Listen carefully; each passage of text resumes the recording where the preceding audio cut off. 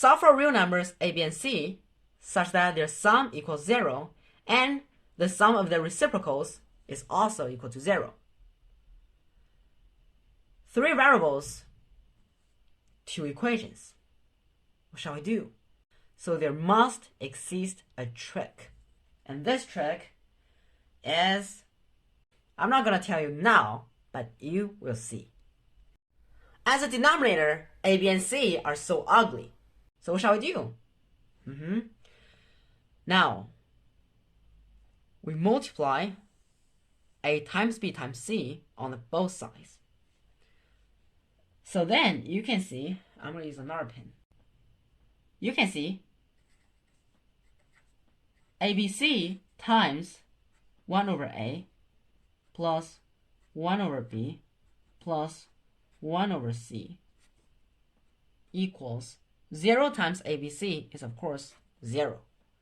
So now, it is BC plus AC plus AB equals 0. Then we have to use our first condition. A plus B plus C equals 0. Now we have BC plus CA plus AB equals 0. Oh, what shall we do? Of course, if we associate this with A plus B plus C, we can figure out that we have to square the both sides. Because then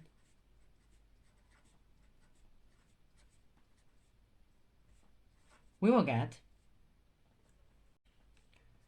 a squared plus b squared plus c squared plus 2 times ab plus bc plus ca. And this section is just this one, what we've calculated. It is 0. So that means this part plus 0 equals 0. So that implies a squared plus b squared plus c squared equals 0. This one equals 0. Wait a moment. A sum of squares equals 0. Interesting. We know that every square number is non-negative. It is positive or equals 0, greater than or equal to 0. So this one is very important.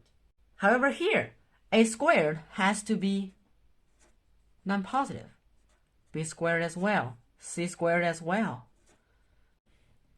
These guys are non-negative. However, their sum is 0. What does it imply? It only means that a squared has to be equal to 0. B squared has to be equal to 0. C squared has to be equal to 0. Because if at least one of them is not equal to 0, then it has to be positive. The left-hand side will then be positive, while the right-hand side is 0. Contradiction. So they have to be 0. That means A is equal to B is equal to C. They are equal to 0. So what's the answer? ABC is 0, 0, 0. You're going to say, okay, we're finished. Maybe I'm also going to say, that's our answer. And we'll see next time, but no. Of course not. Why? Because this guy isn't our answer. Isn't a solution pair to our equations at all. Because you see, A, B, and C are denominators, and denominators can never be 0. Remember, remember, remember. So does it mean the domain of A, B, and C is all real numbers without 0? So, what does it mean? We've got one solution, and there are no more solutions. This solution does not satisfy our conditions. So, it can only imply that there are no solutions.